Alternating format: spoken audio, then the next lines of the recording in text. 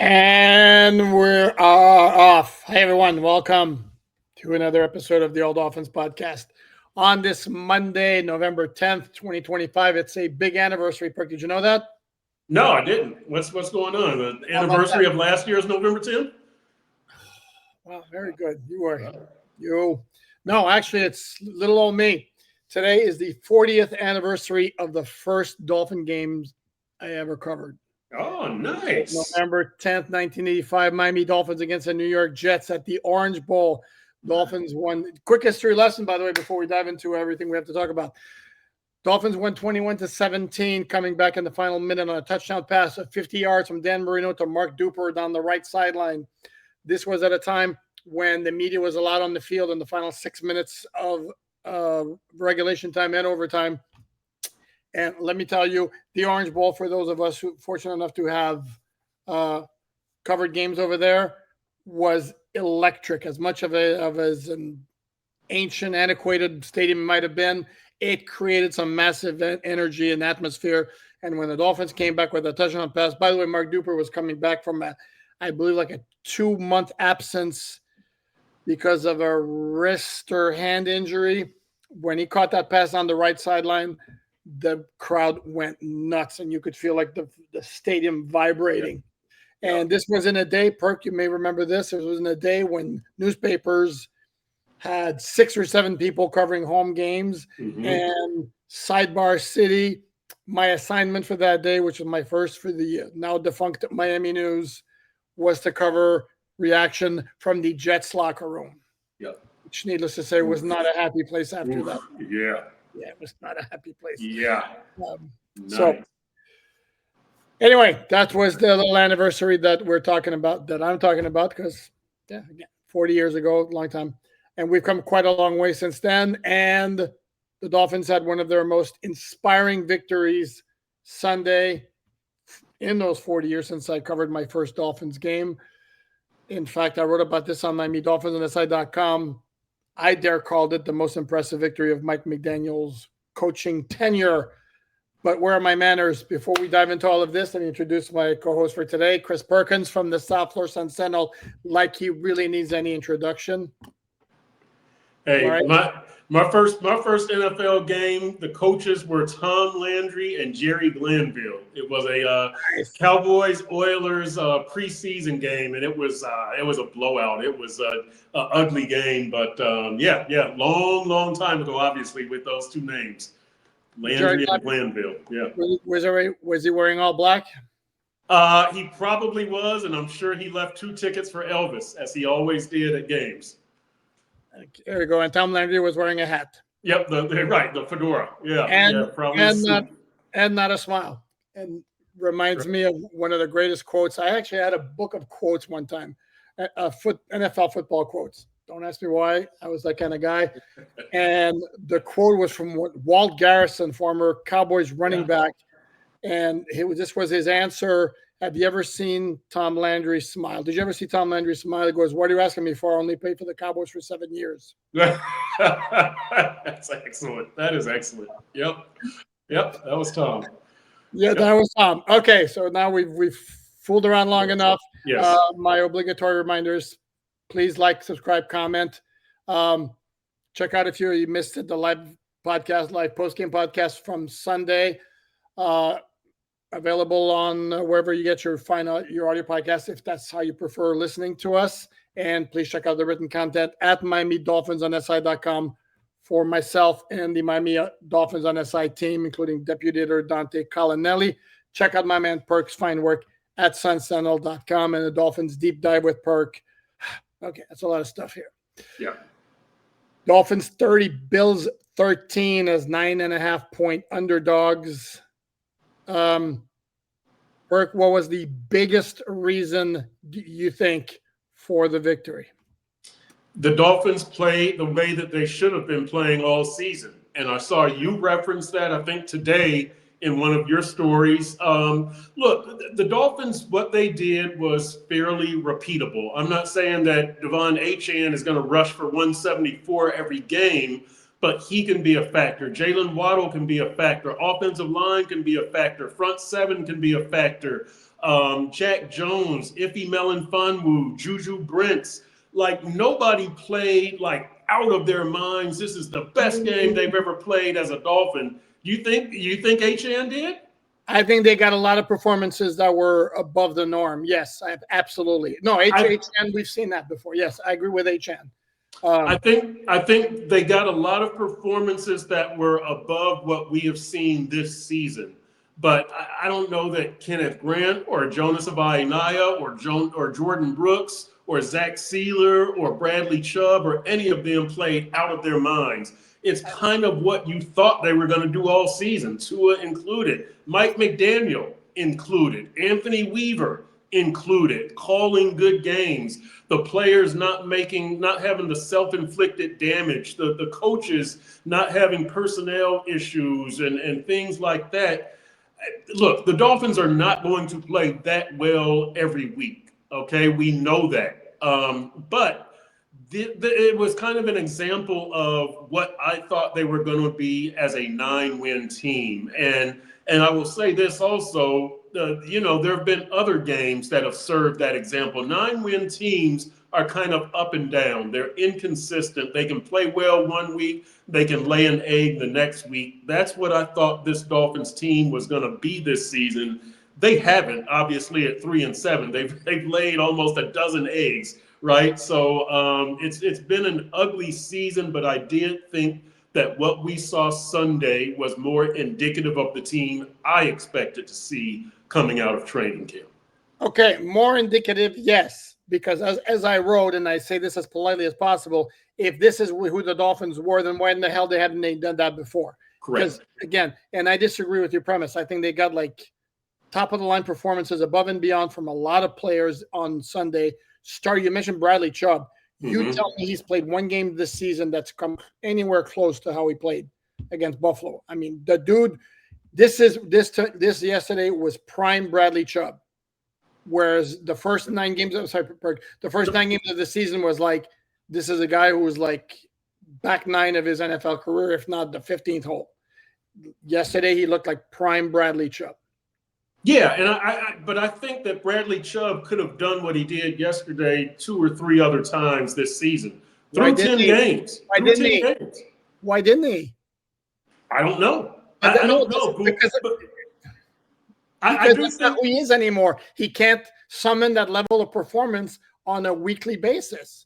Not on a weekly basis, but I think he could have done it through 10 games. I think he could have done that 3 or 4 times this season. Okay, and I don't think that would have gotten him to a Pro Bowl or anything like that, but that would have been closer to the Bradley Chubb that I thought we were going to see this season. Same for Zach Sealer. Same for Jalen Waddles.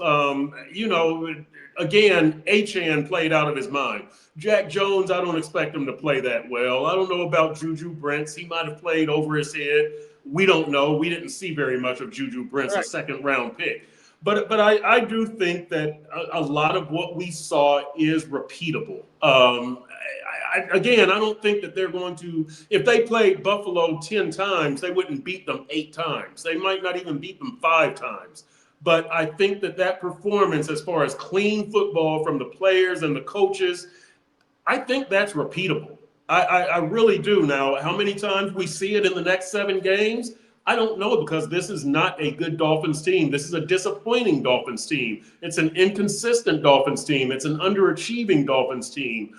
But I don't see why they couldn't repeat that performance once or twice for the rest in these last 7 games. Oh, I don't disagree with that. And I put that in my comment. The question is, how often can they do it? Right. And obviously, part of being a good NFL team is being able to repeat it, because teams have that performance. And to me, the Dolphins executed at a level above and beyond. I mean, they were, first of all, shedding blocks. Yes. There was one clip that's out there. I don't know who had it, and props to you who had it. It may have been Travis. It may have been Travis, I believe. So hat tip to Travis for that one, where there's a Bills guard. I want to say it wasn't David Edwards. No, it was 66. Right? Their center, and whose name is McGovern, I think. He makes a beeline for Jordan Brooks, and Jordan Brooks just dips his shoulder just at the right moment to get under the block, and then shoot into the gap, and then he drops James Cook. Again, this is high-level play where the Dolphins were doing that consistently in this game. And on the flip side, that jump cut that Achane makes at the line on his 59-yard touchdown, which is something certainly he has in his repertoire. And the guy, when he gets free in the open field, good luck catching him. I mean, that was high-level stuff. And again, this was a game where everything came together like this, like a whole bunch of players executing at a higher level. And I'm sorry to say this, if it got misconstrued on the live episode, that's a you problem, viewers, because you didn't get my point. Because no, I was not taking anything away from the Dolphins. The Dolphins brought their A game. If you think you got Buffalo's A game on Sunday, you are sadly mistaken. And no, I am not sort of including injuries in that factor. Both teams had injuries. I am talking about this was not Buffalo at the top of its game. And as I mentioned all of last week, sorry, the letdown factor absolutely plays a role in the NFL, and this was a letdown game for Buffalo coming off the win against Kansas City. Even though, yes, it's a division rival, it's also a division rival. The Bills had beaten 7 times in a row. Classic trap game for Buffalo, right? They beat Kansas City last week, and they have Tampa next week. And so part of them, I'm going to repeat what you said. I'm not trying to take anything away from the Dolphins. They played a great game. They did what they had to do. But I'm thinking part of Buffalo was right, that we've beaten them 7 times. We just beat Kansas City. We got to prepare for Tampa. Let's go in here and knock the Dolphins off, and let's get ready for Baker Mayfield. And guess what? You got your butts kicked by the Dolphins. Classic trap game, but the Dolphins kicked their butts. This wasn't just a victory. This was a butt kicking. Yep. No, without question. And as always, I can't help myself because that's my nature. So I'm going to apologize for my nature because that's who I am. But the elevator door had to be Devon Achane, and I couldn't help myself. But my first thought was like, but it's the defense that won the game. It's not. Devon Achane was fabulous, 174 yards. Yeah, I'm going to go there. 99 yards where after the score was 16-6 and they got the Minkah Fitzpatrick fumble recovery with 7 minutes left. They won that game because their defense shut out Buffalo for the first 3 quarters. Right. With all due respect to what Tua did, what Jalen Waddle did, what Devon Achane did. That game was won by the defense. And Jordan Brooks was lights out. Bradley Chubb was lights out. Juju Brents, where have you been all my life? I mean, damn. It's almost like, damn, they got to start him, except Jack Jones is coming off a really good game, and Rasul Douglas had a good year and probably will be ready for Washington on Sunday. So what do you do? It's a nice problem to have, though. It is, and I hope that Chris Greer was able to watch that game and go, you know what? Chris Perkins always said, I know how to find cornerbacks, and here's proof of it right here. I know. You don't like that claim by me. I know. You don't like that claim. On that one, you're right. I mean, yeah. But the corners did play a really good game. Their best game of the season by far. And when you look at what Jack Jones and Juju Brents were able to do, and look, you're right about the defense. The front 7 started this by corralling Josh Allen. This dude had nowhere to throw, nowhere to run. James Cook had nowhere to run. The front 7 started it, but the secondary finished it, and great job by the defense. They set the tone. They were the ones who went above and beyond, really. Defense, where have you been all season? Anthony Weaver, you look like a good interim coach candidate once again. I know, did I say the quiet part out loud again? You did, yes.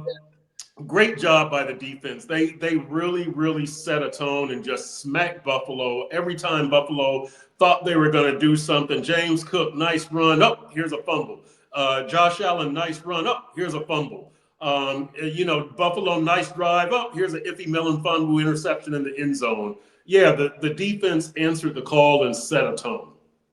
No, without question. And the interesting part, too, is, and Dolphin fans, don't get offended by this. That's the way it goes. You look at all the national talk shows on Monday when they were talking about this game, it wasn't like, wow, look at what the Dolphins did. It was, what the hell was wrong with Buffalo? Yes. And that's the nature of the beast. Again, the Dolphins are 3-7. So it's not But here's the thing, and yes, we said it. They went on a little bit of a run late last year. They have Washington, the New Orleans, and the Jets after that. 6 and 7, here we come, And when they play Washington, logically, and we got a little bit of news from the Commander side here, when they play Washington, coming to the Buffalo game, the Dolphins clearly had the emotional advantage. When they play Washington, if there is any emotional advantage there, and I don't know that there's a big one, maybe it's Washington, which got embarrassed by the Detroit Lions on Sunday by the score of 44-22. By the way, did you like my little fun fact on social media? Before yesterday, there had been one 44-22. Before this season, they had been one 44-22 score in the history of the NFL. There was one earlier this season, Washington, Dallas. There were two yesterday. That's crazy. That is crazy. That's crazy stuff.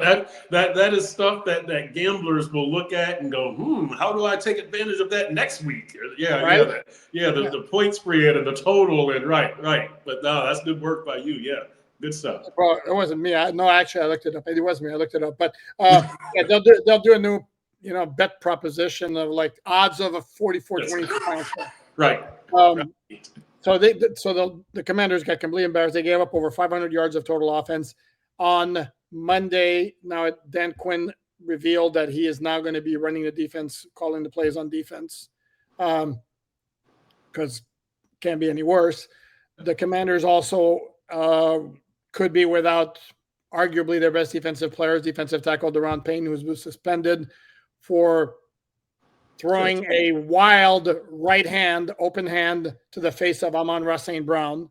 Who was wearing a helmet, by the way. Yeah, exactly. And it ain't a whodunit, so it's not like you can say, well, I didn't do it, you got the wrong guy. So I don't know exactly what his appeal is going to consist of, but he will appeal it. The Commanders also will be without Jaden Daniels. We knew that. He won't even travel to Washington, per Dan Quinn. And they'll be without Terry McLaurin, who's their best wide receiver, who will travel for the experience but won't play. So the Commanders are going to be very shorthanded. Yes, I know the Dolphins have their own injuries, because I know it's coming. So if there is an emotional advantage, this is the old part of like nobody believed we could win. You've heard players say that quote all the time. That's going to be coming from the Commanders side. So if there is an emotional edge, maybe they have it a little bit. But still a game the Dolphins on talent alone clearly should win. Yeah. And if Washington wins, I imagine they will fly their team jet by the elbow room as they return home, right? Oh, very, very nice setup, too. We have to discuss that. Yeah. Oh, no. I'm sure you guys have seen that meme on social media. If you're on social media, if you have not, the elbow room is a very famous Fort Lauderdale drinking hole. Was that the term? Is that the term? I'm not a big bar person. The drinking hole? Yeah, drinking hole. Where a lot of sports fans congregate, including the Florida Panthers when they won their 2 Stanley Cups. Yeah. They bring the Stanley Cup over there and they party it down. Well, it's also a spot for Bills Mafia on this weekend to do the Bills Mafia takeover, which they did at the elbow room on Saturday night. And there's a social media meme of a Buffalo guy, and in the background on the street, this is ostensibly after the game Sunday. It's Mike McDaniel in his car coming by to say, hi, guys. And of course, the question is, that looks fake. And Mike McDaniel was asked about that at his weekly day after the game media session. And classic Mike McDaniel was like, I live close to the area. AI's really good. That's all I'm going to say. So. Mike McDaniel handled that perfectly. He did not answer either way. He made sure to tell us, I did not answer the question. That's part of the punchline of the humor. But what a great job. Mike McDaniel is back. I mean, what a great job by Mike. What a great sense of humor. He deserves it. He deserves it. That's all I can say. That that's just what better could a coach do than to drive by the elbow room? I don't know how he knew the elbow room was a Buffalo Bills fans hangout. It has been for a long time. You think it's real? I think it is. Yes. I will tell you the giveaway. Isaiah Smalls of the Miami Herald posted a video, and in his video of Mike McDaniel answering the question, off to the side, you can see Ann Nolan, the Dolphins media relations guru. Mm-hmm. She's smiling, and she's got this big smile, like, Mike, like, just kind of a giveaway that this is probably Mike McDaniel. There's no definite confirmation, but just knowing Ann and knowing Mike McDaniel, I would say that she was almost confirming that, yeah, Mike was trolling the fans. There's no true confirmation. Let me repeat. There's no 100% confirmation on this, but judging from Mike and Ann, I'm going to say, yeah, that he did it. Because I can just imagine some Dolphin fans are going to be like, a lot of balls on Mike McDaniels to be trolling Bills fan with a 3-7 record. The man's having fun. This is a man who I've called for his dismissal this season. I'm still not sure he should be back. Let him have his fun. If he wants to rip me, if he wants to troll Bills fans, whatever, he deserves it. And, the 24-hour rule, do what you got to do. He deserves it. Okay. I'm on record. I'm going to keep saying it. That to me, it's north of 50-50. 2026, Tua, Mike McDaniel, Champ Kelly. That's, and we should point out, for those not aware, also that there now have been 2 head coaches fired in the NFL so far in 2025, with Brian Daboll on Monday joining Brian Callahan of the Tennessee Titans, who earlier was fired. Hey, let me say this, by the way. On Friday, we talked to Minkah Fitzpatrick in the locker room, and we asked him about Champ Kelly, effusive in his praise for Champ Kelly. The dude is he said the guy is on the practice field, the guy is in the weight room, the guy is encouraging us. He's been out here, he's been hands-on, and that's what you need from a GM. I don't think he was taking a shot at Chris Greer. I think he was really pumping up Champ Kelly. So for what it's worth, that was one player's view of Champ Kelly, and he was very, very, very pro Champ Kelly. A man who, by the way, I rode in the elevator up with to the press box Sunday before the game, introduced myself to him. He was very nice. So, Minkah gave him effusive in his praise. So for whatever that's worth, that's one player's opinion of Champ Kelly. But you're not telling the full story. You're not telling the story of how, Chris Perkins, of course I know you. I see you on the Old Dolphins podcast all the time. I love you guys' work. That's true. He did say that he sees us on the podcast all the time. He did say that. I left that out. Right. Yeah, exactly. Right. But also keep in mind, he was hired in mid-March as a senior personnel executive, I believe his title was. Yeah. And now he's been promoted or moved to interim GM. So I think he's going to get a look. And we've been told that Marvin Allen helped more with draft and that kind of thing, as opposed the assistant GM, Marvin Allen, that his role is kind of more draft specific, not total comprehensive GM. So that explains kind of why Champ Kelly was promoted over. Did I get both quotes? Over. There we go. I do it like that. Over Marvin Allen. Okay, that makes sense, because obviously the GM's job is not just strictly the draft; it's also pro scouting, which includes like players who are going to become available, such as Juju Brents. Yes. Obviously, you had looked at him; the Dolphins had looked at him through the college scouting process, but you also have to keep an eye on what happens to them once they get to the NFL. To that end, like the Dolphins brought in 4 players last week for workouts. It was 2 offensive tackles and 2 linebackers who were young players who were now wind up weren't signed. But again, it's just a fact-finding mission. So this is why, to me, I think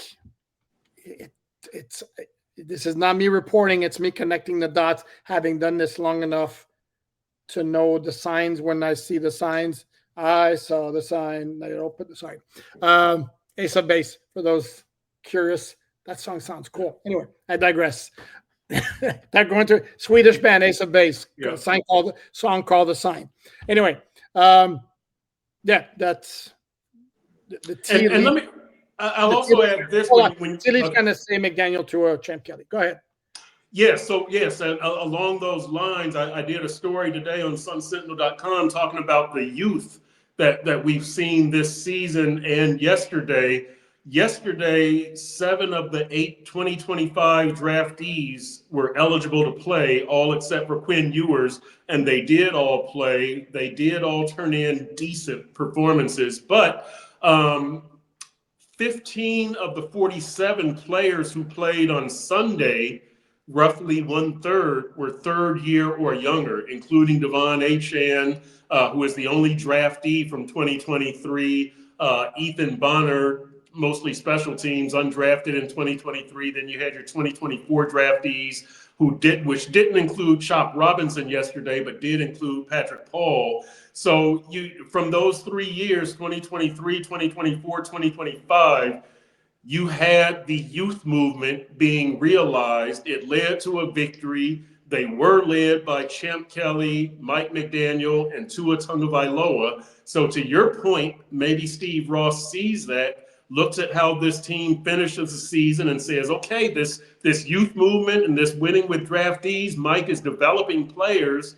Things are on the way up. Maybe I give them another year. I just point that out and just to support what you said and them taking a look at the youth. So the youth movement was on display yesterday. It turned in a good result. We'll see how it finishes the season. I'm sorry, you said what? Did you say the youth? That's right, the youth.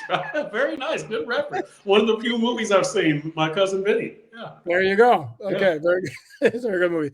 Okay, little bookkeeping here. You mentioned Chop Robinson. Per Mike McDaniel, he has cleared the concussion protocol. Will play against Washington. Very quickly, he has not cleared the concussion protocol. Mike McDaniel misspoke. He's close to clearing the concussion protocol. He's still got to go through the full practice, the full contact practice. We were told afterwards that Mike McDaniel misspoke, but Chop is close. They're still optimistic that he'll play this week. That's just some housekeeping, bookkeeping.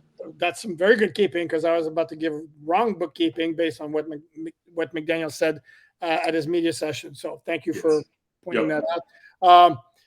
McDaniel also indicated it looks encouraging for the other players who missed the game against Washington because of injuries, whether it be Ashton Davis, Rasul Douglas, or Julian Hill.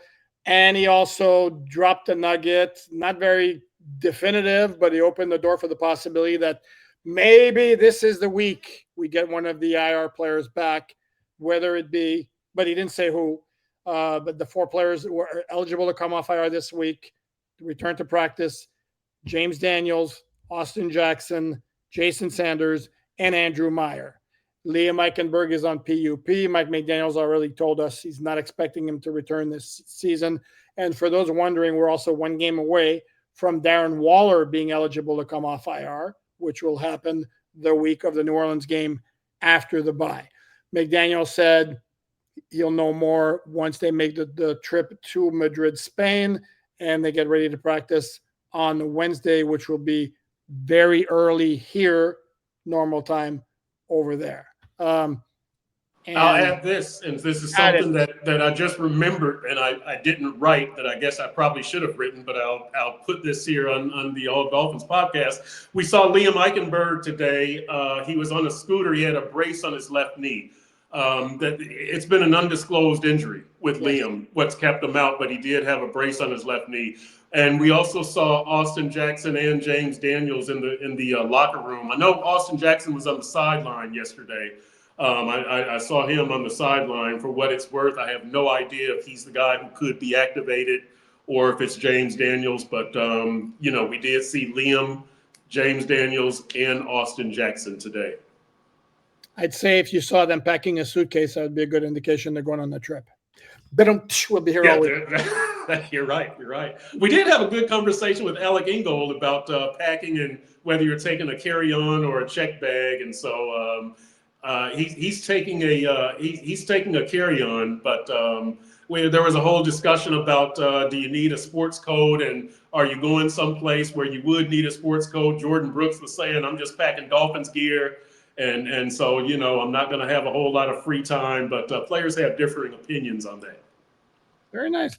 And Jordan Brooks, who absolutely balled out. We should mention sometimes it's easy to forget, but let's not forget that Dolphins signed him as a free agent from the Seattle Seahawks, but once upon a time he was a first-round pick. So the fact that he's balling out, it's not like it came out of nowhere. I mean, look at this gem they unearthed. He had a decent, not great career with the Seattle Seahawks, but obviously it was good last year for the Dolphins, and this year has been actually even better. And if the Dolphins do get, whether it be James Daniels or Austin Jackson, obviously big boost for the offensive line. I personally think James Daniels coming back would be a much bigger factor because for the most part, I think Larry Borum's been pretty solid. Yeah, he has. He's really come around after a rough start. Yep. Yeah, he's been very solid in there at right tackle. I agree. Okay. Any other lingering thoughts or thoughts from the game you want to share before we say goodbye on this Monday? Not really. Patrick Paul said that, his brother Chris plays for Washington. He's a guard, so he said they would spend some time together. He said he hopes that his mom gets one of those split jerseys with Washington on one side and Miami on the other side. So there's that. That's about all else I have to offer here. No, very nice. Yeah, I do remember his brother was in the NFL. I forgot it was with the Washington Commanders, who also employ one Noah Benogany.